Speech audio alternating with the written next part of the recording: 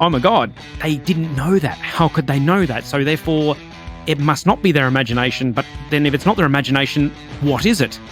You see how you're faced with the dilemma of going with the learned response, which is, what everybody tends to accept, versus going with what feels right or what you're feeling is right. Welcome, I'm Peter Williams, and for the past 10 years, I've been connecting with thousands of people from the stage and online to help them discover the importance of spiritual and energetic practices so they can thrive with confidence, clarity, and purpose. It is time to awaken your connection, align with your soul, and achieve your own inner power right here on the Inner Power Podcast. Welcome back, everybody. Strap yourselves in, grab that cuppa or get comfy, whatever you're going to do, because today, boy, oh boy, we're going to go through a little bit. Now, this one could be a little heavy on the mind because there's a bit to cover, but I'll do my best. But hey, look, the great thing is you can press pause, take a break, rewind if you don't understand it. That's what I love about this particular kind of medium. You have a lot more power and control. So it's okay. But yeah, so this one's really kind of come up because it is something that has recently come up and it's a common question, and it's just, raised its head once again because some members going through it is we come down to it because a big thing that in the Inner Power community and as a member is we definitely go through the motions of working out and developing and working on, number one, your intuition. And of course, then also you're working with your guides and taking that connection and energy that little bit further and a little bit deeper, so to speak. But it always raises the question because, and it's a fair one too, to be honest, is where people go, but what's the real difference? And then what's really interesting is then another lovely follower of ours came up with going, well, then if we've got the intuition and we've got the guides, then what are instincts? And I'm like, oh, I love this. So it's just like, so here we are. And this is the three of them. This is the instincts versus intuitions versus guides. And we're going to get into this and we're going to break this down. And I really do hope that by the end of this particular episode, you'll have a clearer understanding or even just a little bit more knowledge about each one and how they kind of are different. So it's one of those things. But see, if I was teaching this in person or live, that teacher part of me, because, I'm a teacher by trade, it's a habit that dies hard or, technically doesn't die at all. But when I'm there, and if I was doing this, I would be asking you up front right now, like I'd give you a couple of minutes to formulate and come up with your own answers to that particular question. And as I'm talking, I want to encourage you to do that. So what are your thoughts? What are your opinions and answers regarding to what is the difference? What is the difference between instincts, intuition, and guides? Think about that for a second, because a lot of these things, and it's always amazes me, like we kind of know within ourselves and we know the difference. But when it comes to explaining it to someone or articulating it to someone else, we can get a little bit tongue-tied or realize we don't know how to do that. But I always find if you do know the words or you do know how to explain the difference, then you're going to have a much stronger and clearer understanding of those very abilities, and that in itself strengthens them. And that's my personal opinion. But because you can learn to decipher which one you're using. And it's a great thing. We're just going to be breaking them down and we're going to be separating them here and just really helping you to clarify which one's which. And we're just going to go through one by one. Okay, so let's get into it. Instincts, what are they? This is the simplest way to put this is I always come back to it is a natural aspect of our behavior. It is automatic. And it's usually bases in our survival mechanisms. There's a part of our brain and there's a hypothalamus. It's our survival part of the brain. That's the one thing, as much as it sits there in the center and the lower part, but it got us here. We've got to be very thankful, very, very thankful to that particular part of our brain because it has got us this far. It's allowed us to get to this point. It's what's helped us as a species to survive and get to this very, very point. But yeah, so they're the innate behaviors.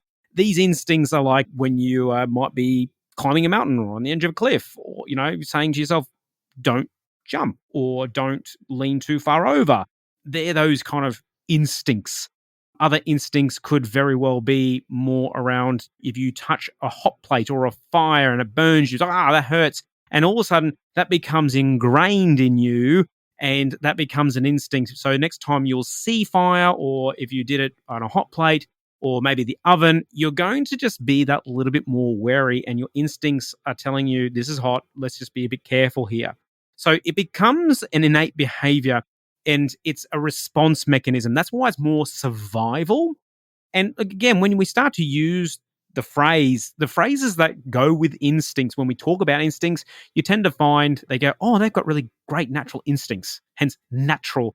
Or they're great, that person's got fantastic survival instincts. And you could be talking about Bear Grylls, stuff like that. So it's like it's more natural and it's more innate. So that's where instincts come from. Now, instincts can lead you a little bit further, but the whole thing is they're more responsive and they're far more reactive. They're kind of leading that. Now, what the beautiful thing is, you got to take us back. Let's take us back to cavemen days when we're just maybe getting brave enough to step outside the cave and start exploring a little bit more. We had to face that. So those natural instincts were there to help us survive. But then all of a sudden we started to get a bit more bold. Now, the next step or the natural evolution of the instincts really is the intuition. It's kind of like the next layer up. And this is where it starts to get a little bit murky, because it's like, oh, how do we really explain this? But once you understand the chain here, it does help put it into place a little bit more. So if you understand like your instincts and your natural instincts, your intuition is like another level of that. And it's a more evolved version of that. You have those natural things because your intuition is a natural inclination. And it's a natural inclination towards a behavioral pattern over a learned response. Okay, so that's just one facet of it.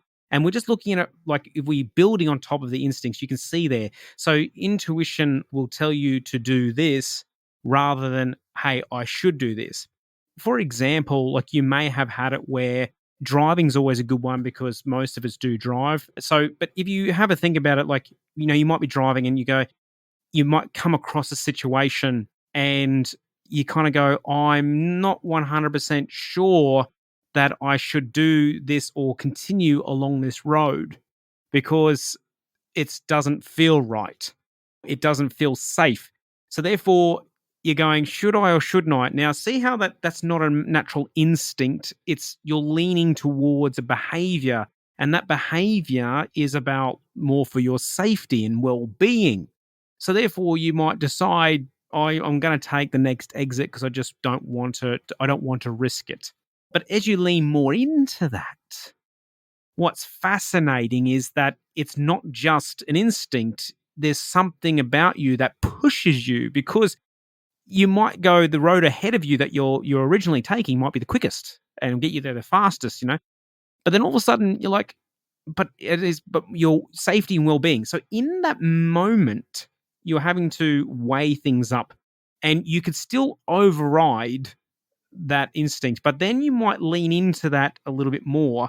And then all of a sudden you go, no, it feels right. It feels good to do this and get off at the next exit. And so therefore you're leaning towards that. And this is what I mean. It's a natural inclination, or it's a leaning towards a behavior. Okay. So like I said, it's not just a reactionary thing. You're not just kind of like, a reaction is like, oh, crash ahead, people putting on their brakes, you put on the brakes.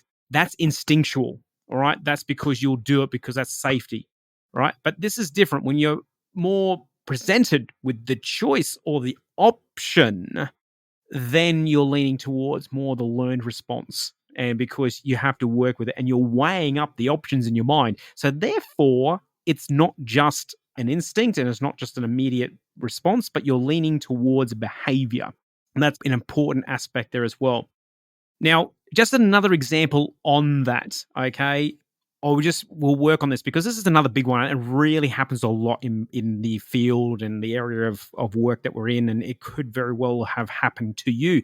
You might have experienced it on either side, but regardless. So where this also comes in is I find when a lot of parents come to me and they want to ask and talk about their kids. And kids are I love kids, and kids are so natural. They've got a beautiful connection and an affinity with the spirit world and the energy there. They just see it for what it is. They're completely innocent, uncorrupted, and they just believe and see it for what it is. It's very untainted, and when you see them connecting that, it's just absolutely magic. But what's interesting is because over time and as adults, obviously we get taught it's not real or this is, fake or whatever else. Okay. And we take that on board. We take that learned behavior and response on board of it's not real. It's your imagination. What are you doing? Don't do that. So it's really interesting. But what's fascinating is a lot of parents come up to me and say, hey, Pete, I've got my 5, 6-year-old and they're telling me that they're seeing somebody in their room. I'm like, okay. And for me, that's very normal. I'm like, okay, cool. But then they kind of go on to a little bit further and go, but it's really interesting because they've only just started and they're talking and then they're telling me that this is what they look like, this is how they speak, and possibly what this is their name. And then the parent says to me, that's just but when they said it was this person, they didn't know that person. That person passed before they was born, but they've described them exactly what they look like, but they've never seen a photo or video of them. All right. So in that moment, our whole belief system gets a little bit challenged. Now, what's interesting is the learned response there for a lot of people is it's your imagination or it's not real or whatever else. But what's interesting is for a lot of parents, and especially if you've got leaning more towards a connection and belief in this world, what you will find is that your gut is going to tell you, oh my God, they didn't know that. How could they know that? So therefore, it must not be their imagination. But then if it's not their imagination, what is it? You see how you're faced with the dilemma of going with the learned response, which is, what everybody tends to accept, versus going with what feels right or what you're feeling is right. Does that make sense? Because it's a big one where we're faced with that dilemma. But see, you're leaning towards, you start off with the learned response of it can't be real. Maybe they're making this up and I've got to listen to this because it's more than likely they're making this up. But then you listen more and more and more. And as your child keeps talking and the situation, the story gets a bit juicier, and all of a sudden there's information there that's really hard to place down to imagination, that feeling inside of you starts to come more and more to the fore. And then your thoughts start to go, but how could that be? So, but if it's not their imagination and they're getting this information, then is it real? So all of a sudden you're getting these different thoughts, and the feelings inside of you start to come up are very different. They're very real. And you're starting now to go towards, well, I've got no reason to doubt them because they didn't know that. So therefore this must be real. So all of a sudden there's a different choice, and your gut and your feelings are telling you to trust and believe what your child is saying. That's a very, very common situation. It is a scenario that I have lost count of how many times I've come across.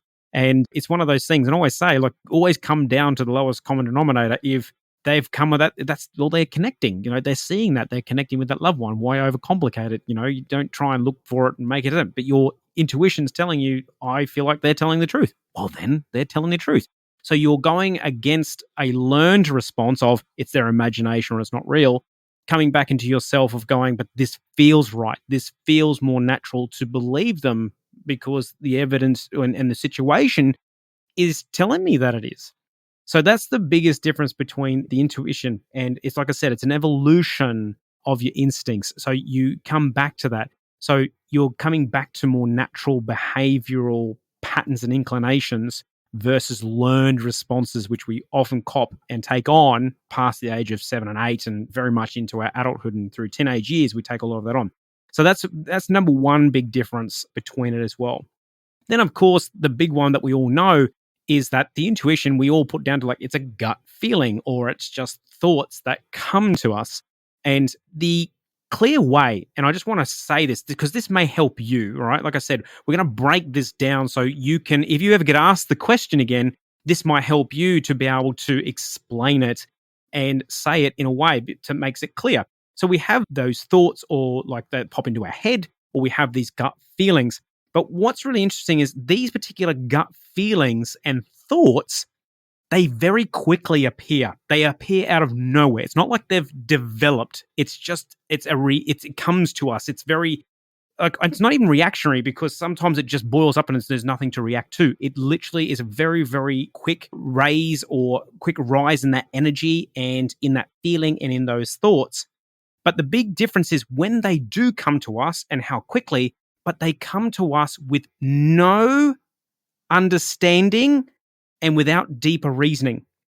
That's the difference between more understanding. Like when we have these thoughts, when you have an intuitive thought or you have an intuitive gut feeling, they are thoughts and feelings without a deeper understanding.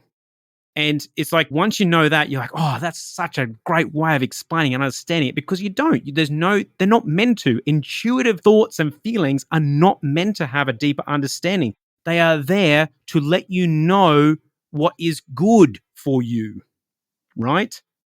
Now, this is also another big one, which we'll get to in a second. But another key difference for your intuition is that it can be, and it is, it's your ability to know something directly. If I didn't have this or trust this, I'd be out of a job. But it is. It's like this whole ability to know something directly. And I can't, like, I do explain it to my staff and some clients. And when I meet people, I explain it in different ways. But there is just sometimes you just kind of go, look, that's what's come to me. I just know what I know.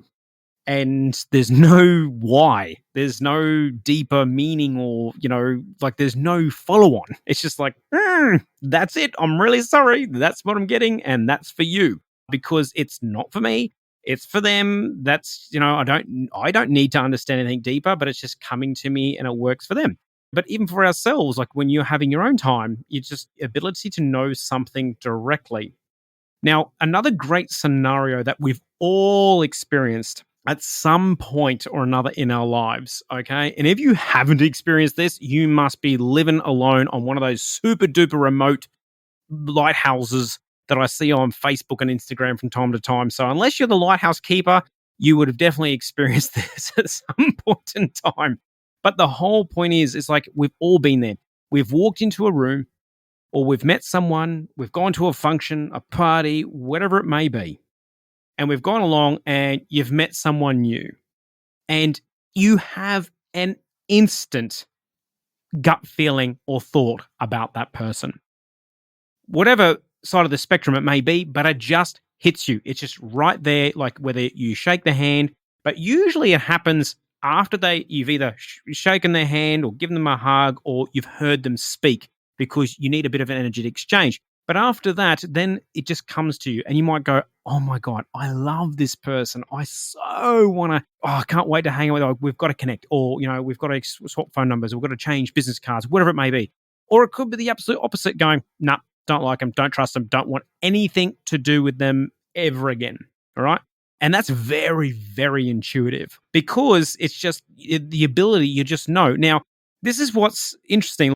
Some people go, well, Pete, but even though we have those feelings, that's really like harsh because you're really kind of judging them.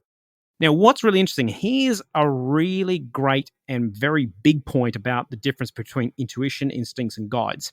With your intuition, I want you to remember this one, right? If nothing else, remember this one. Your intuition, when you're receiving it at the time, is what is true to you. Right? It is true for you at that time, and it's not about what is right or wrong. That is pause for effect there, people, because that is huge. Because once you understand that, you see it in a whole different light. You got to remember when you're receiving these feelings, it's what's true to you or for you at that time, and it's not about whether it's right or wrong. Okay? And that is a massive difference and understanding between instincts, intuition, and guides. Now, coming back to that scenario of meeting someone and whether we super duper like them or we don't really like them, or maybe we just want to steer absolutely clear of them.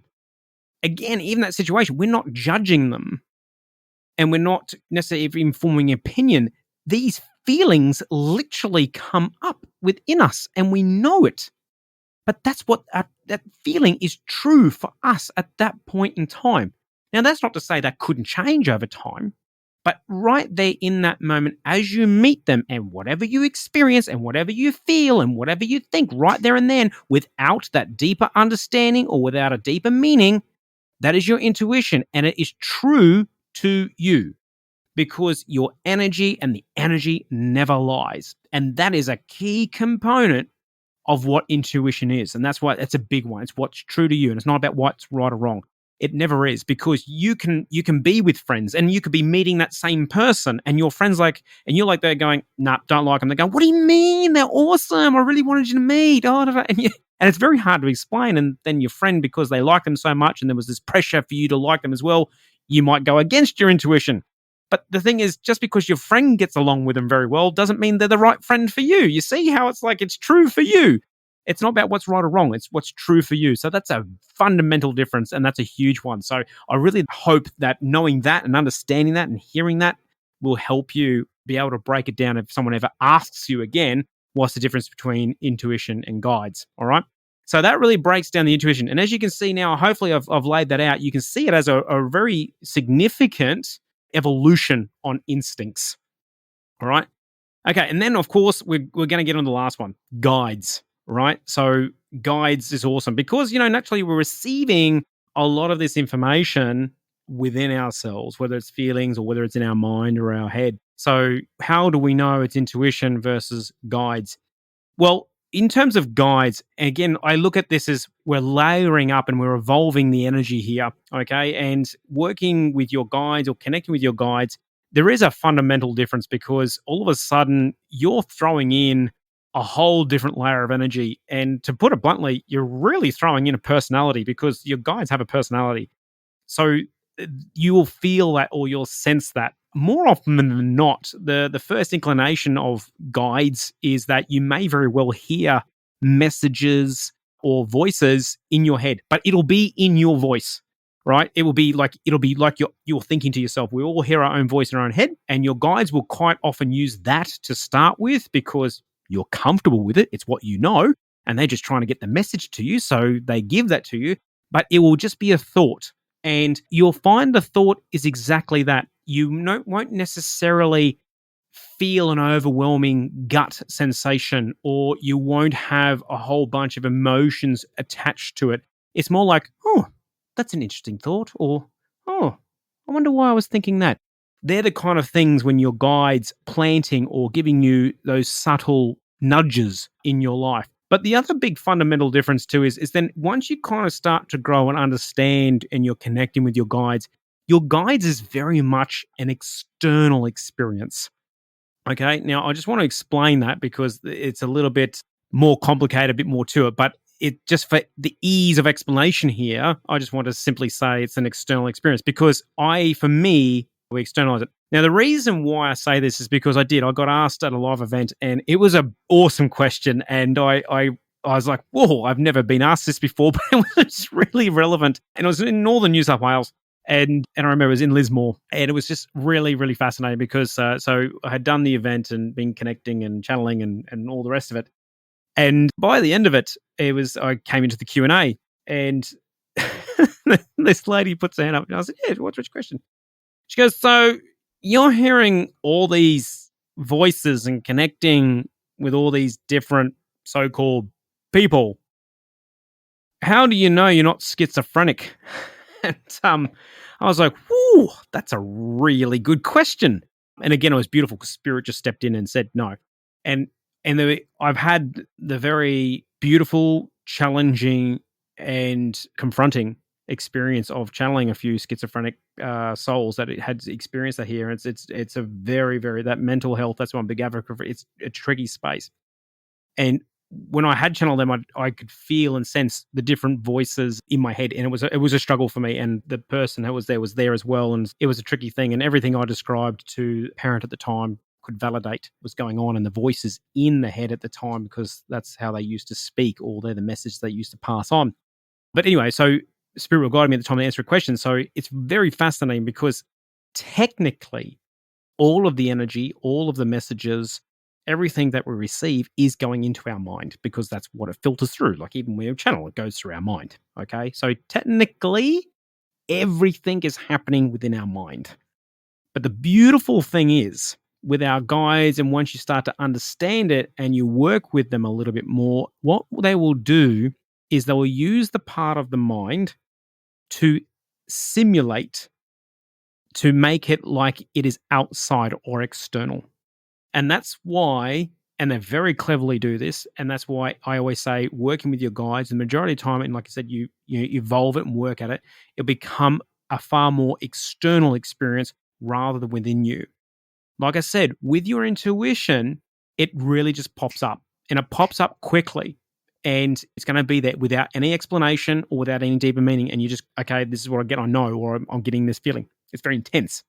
But with your guides as well, like it'll feel more external. It'll feel like you're hearing a whisper, or you're hearing this little voice, or it'll be an external sensation around your body. Like you can feel a hand on your shoulder, or you can feel pressure around your neck, or it's a tingle and the goosebumps come around you. So again, it's a more of an external experience when working with your guides. And when it happens, it's more subtle.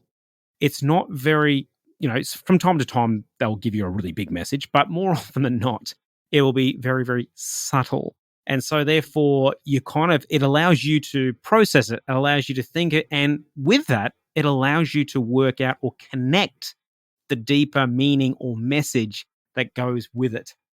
That's a big fundamental difference. You get that, and you're going to have time to sit with it. And more often than not, it is messages, whether it is a visual or whether it's going to be audible. That is a deeper thing where you can start to get more information and meaning out of the message. If you're receiving a visual, for example, like that's they say a picture is worth 1,000 words. So there is through one picture or a mini movie, you're going to have such wonderful, deep meaning in that. And you can take the time to pull that apart. It's a bigger way that they can pass on more information quickly. But again, you have to train your mind and your brain to get to that space and to be able to work with that. And again, it's just practice. I do believe everybody can work with it, but some people will be better than others. But there's a big fundamental difference there that you can kind of work with. It's really, really exciting. And so that's a big difference between them. Now, hopefully by now, you can understand the difference between all three. So we've got the instincts, intuition, and guides. And hopefully now by understanding that, if anybody does ask you or it does pop up, you will know within yourself how to answer that question. And like I said, by being able to answer that question and being able to answer it quite confidently, and that will give you more courage to be braver with what you're experiencing. And of course, it gives you more clarity about what you're experiencing. So on that note, and just to finish off here, I'm going to leave you with your own question. I'd love to hear from you. Okay, so once this gets to air out there in the big wide world, I'll put out some posts on the good old socials and I'll make sure of it. But the whole thing is, I'd like to ask you 2 questions, actually. So I want you to answer these ones. Which one do you use or you find you use more? Do you connect more with your intuition or do you connect more with your guides?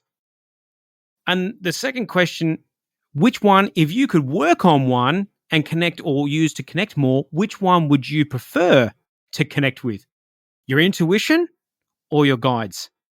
So like I said, those questions will be up once this gets out. I'd love to hear from you. I love to hear from it. And of course, again, if you have any questions, I love hearing from you because, you never know. Because if you're thinking it, someone else will be thinking it. So never be afraid of asking the question. And by sharing that and me being able to answer that for you, we'll be also helping other people along the way. But yeah, just wanted to say thanks. I really hope this helps and really do look forward to hearing your responses to that. And I look forward to catching you on the next episode.